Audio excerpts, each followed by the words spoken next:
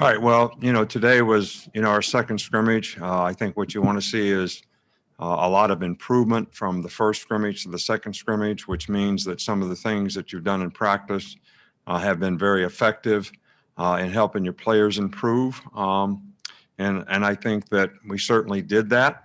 I also think that we wanted to make things very game-like today. So even though last week's Saturday practice was sort of game situations, it really was still not a scrimmage.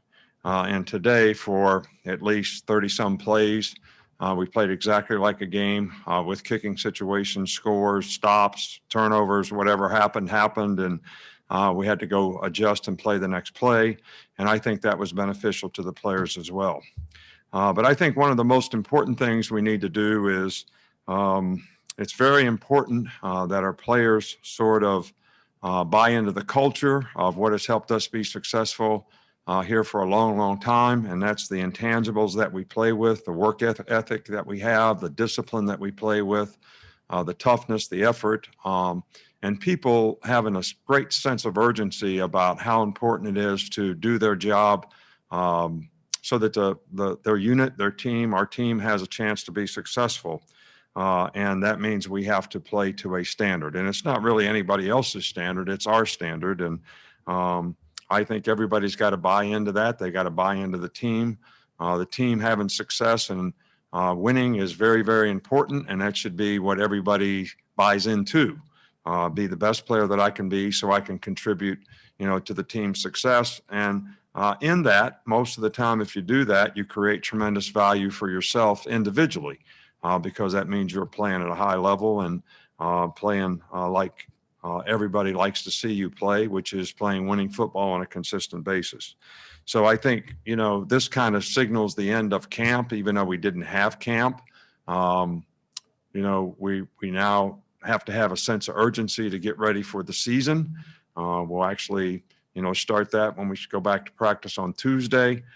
In terms of early opponents and starting to get ready for our first game. So I was very pleased with the offense was pretty efficient today.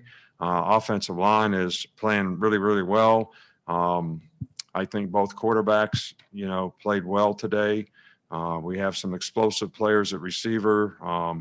Smitty and Waddle are both playing extremely well, and some of the other guys are coming along and playing, very, very well. Really impressed with the running backs that we have. The young guys have really played well. So, we have a lot of good things happening on the offensive side. Defensively, I think there was a lot of good things, but there's certainly a lot of things that we need to clean up and improve on. And again, there's a lot more inexperience on defense. They have to learn the importance of playing together, communicating, not going out there and just pressing to try to do what they're supposed to do. But, when circumstance changes, that they know how to adapt and adjust and play together as a unit. And I think that's something that we'll continue to get better at. So from a kicking game standpoint, the specialists have done really, really well. A couple punters have been pretty consistent.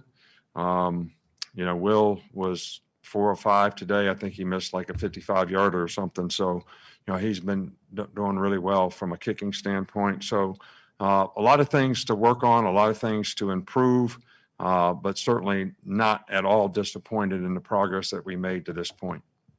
Okay, if you got questions, go ahead and please use the raise your hand function. We'll start with Tony Sakalas. Yeah, Coach, I just wanted to know, did the quarterbacks, did they continue to show momentum from last week's practice? Yeah, they were very good today, very efficient, good completion percentages, threw for, some big plays, made some explosive plays in critical situations, made some, good plays in special situations. I think the offense was pretty good on third down, which always goes back to quarterback decision making and people getting open. So they played well. Next, we'll go to James Ogletree. Coach, I wanted to ask you about the money position with Xavier leaving, as far as we know, or I believe DeMarco is the only guy returning who's played that in a game. Who are the main guys who have been taking snaps there, and what are your thoughts about how that's shaking out? Well, DeMarco is playing it. He has played it some in the past. Brian Branch is a young player that we're trying to play, there as well. We're very, very thin in the secondary. We don't have a lot of depth. And we got a lot of young players, and it's very difficult to train them at multiple positions. But we're trying to use this time to be able to do that.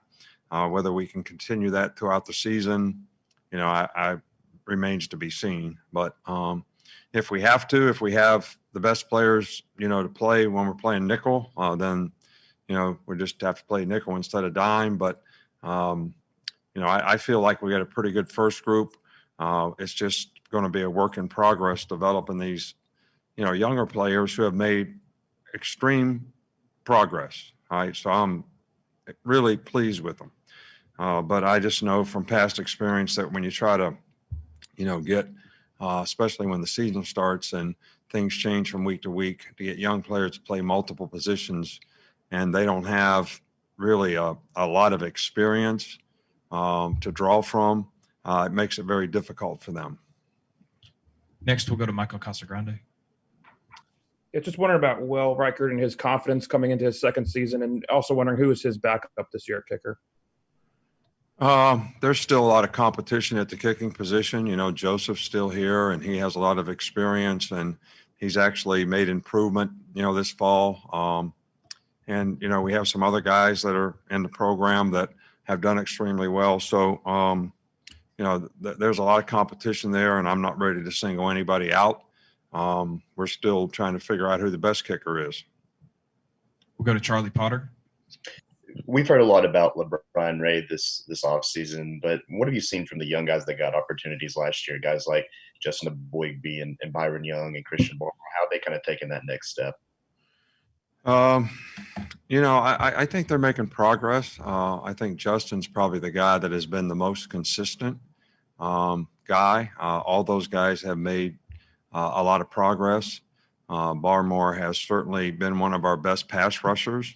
He's going to be out for a few days with a knee injury, not significant, not serious, but so he didn't work today, but he has done it really, really well. But we got to get these guys to be good all-around players. We got to get them to be able to rush the passer. Some of them play the run. Got to improve rushing the passer. We got some guys that rush the passer well, and they've got to improve on playing the run. So, it's kind of a group effort to get that group continuing to improve. Without watching the film today, I can't really comment on exactly, how we did. But for the most part, we have been a little more physical up front. And, we're getting challenged every day because we got a pretty good, offensive line. I've been pleased with the way they've played. So, it's good competition for everybody. We'll go to Mike Rodak now. Just speaking of that offensive line, what have you seen out of Landon Dickerson this summer, and what will go into the decision on whether he plays guard or center? Well, Landon has been great. I mean, he's been a really good leader of that group. He does extremely well when he plays center. He does really well when he plays guard. We're going to make a decision at some point in time. How do we get the best five guys on the field? That may have something to do with what the injury situation is. But, as of right now, he's played extremely well at center, and we've asked him to play guard. He's played very well there. So, but, as other players develop, we always want to be able to get our best five guys in there. And, that may mean that he ends up playing some guard at some point in time down the road.